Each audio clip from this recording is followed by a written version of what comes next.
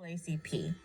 On February 12, 1909, what is now the nation's oldest and largest grassroots civil rights organization, was formed. The NAACP, which stands for the National Association for the Advancement of Colored People, has been a driving force in fighting race-based discrimination in the United States since its founding. In 1909, racial injustices were common. Segregation was legal in many parts of the United States. Employment discrimination was common, and voting rights were often denied. People of color across the country had to live with the fear of racial violence and lynching. And so, the NAACP was formed, built on the ideals of another group, the Niagara Movement. W.E.B. Du Bois, along with 29 other prominent African Americans, started the Niagara Movement in 1905. They met near Niagara Falls and wrote a manifesto calling for equal civil rights, the end of racial discrimination, and the full recognition of humanity for people of color. In 1909, many white liberals in New York City joined with some of the Niagara Movement's Black intellectual leaders, and from that group, the NAACP was born. In addition to W.E.B. Du Bois, other NAACP founders included renowned civil rights leaders Ida B. Wells and Mary Church Terrell. The NAACP's mission has been to achieve a fully integrated society with equal rights for all. Its national leadership has always been interracial, even though the greater membership has been mostly African American. To achieve its mission, the NAACP has not only focused on using the legal system to challenge discrimination, but also on convincing all people of the need for racial equality through speeches, organizing, and legal advocacy. Since its inception, the NAACP has had a long list of legal accomplishments and successes. The NAACP's first challenge was fighting Jim Crow laws, which maintained legal segregation. In 1915, the NAACP was instrumental in outlawing the Grandfather Clause, which allowed white people to get around literacy tests that were used to prevent people of color from voting in many states. From 1920 to 1938, the organization flew a flag outside its New York City offices with the words, "A man was lynched yesterday," to call attention to the rampant lynching occurring in the United States. In 1954, the NAACP's chief counsel, Thurgood Marshall, successfully argued the case of Brown versus Board of Education before the Supreme Court, ending the legal segregation of schools.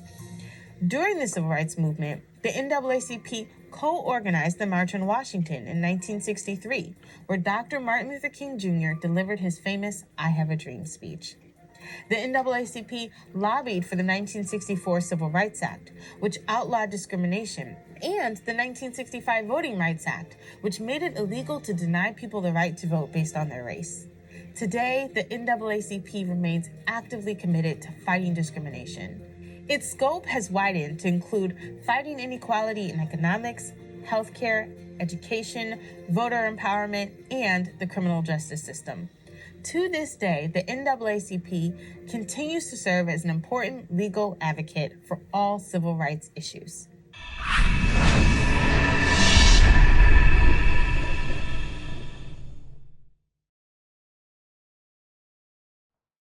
The Sioux City NAACP became a beacon of hope. It provided a platform for African Americans to unite and fight for their rights.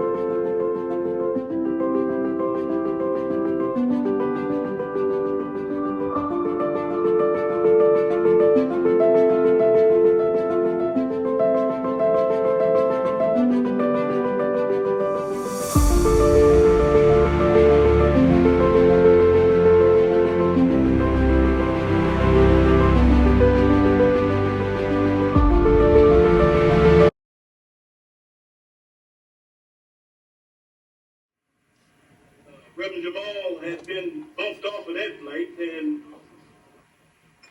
will not be in until 5:45.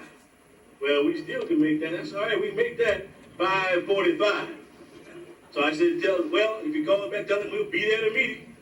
So I called our leader, Brother Fields, and I said, have you started jotting down any words to say this evening? Because after all, if he doesn't show, it's your turn. So he said, well, I'll get busy on it right now. A little later this afternoon, or this morning, I got another call that saying, from Reverend Jamal, by the way, who said, Brother Hayes, I got on another flight and I'll be here. I'll be in Sioux City at 4 o'clock. I said, Reverend Jamal, we'll meet you. So, at 4 o'clock, we were able to meet him at the airport, and he indeed was there. And those of you who saw him sitting up here know that. And, Rev, I have to tell you that most folks who live here in Sioux City, especially the black folks, they know that it probably was you because they hadn't seen you here before, and you had to be the speaker this evening. So, as I said from the top here, I am very happy and relieved to bring to you the speaker's piece. When I asked how much charge that would be, of course, he says for Dr. King, there'll be no charge. So we thank Ray for the setup of the sound system. We also thank Avery Brothers, who donated the signs that you are carrying, and they're beautiful signs, and we need to let you know that we want them back. As soon as this program is over, I'm serious about that. Do not walk off with the sign. You need a sign right up here. Thank you very much. And also, we want to thank the city of Sioux City, the city building maintenance folks who assisted in getting it set up here. So we thank you very much. Now, we're going to open this program today with the president of the National Association for the Advancement of Colored People, Mr. Gerald Fields.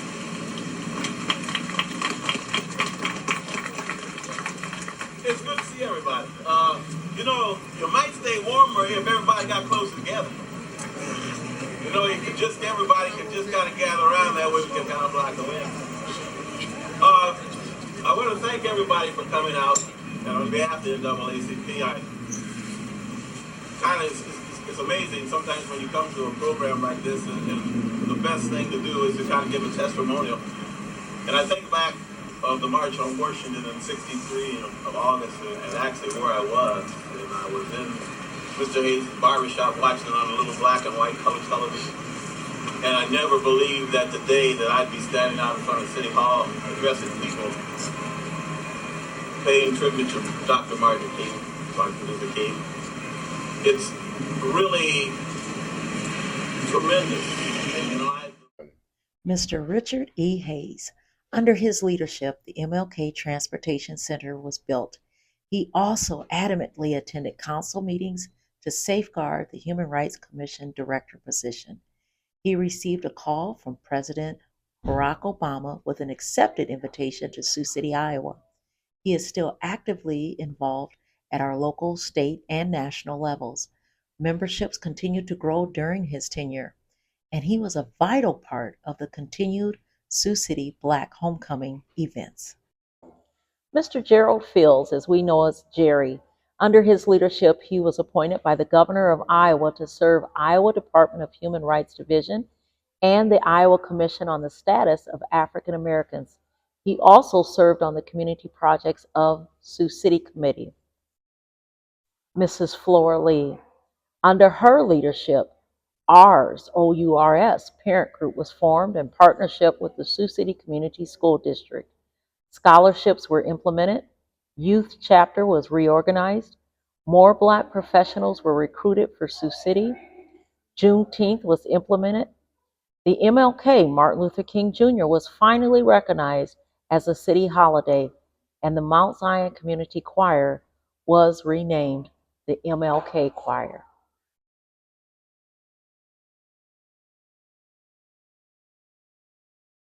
One. Some of the accomplishments we had under my year as president was our senior celebration. We acquired medals to honor all our African American high school graduates, which I'm proud to see that we're continuing. Also, the inclusive liaison position for the city of Sioux City was formed.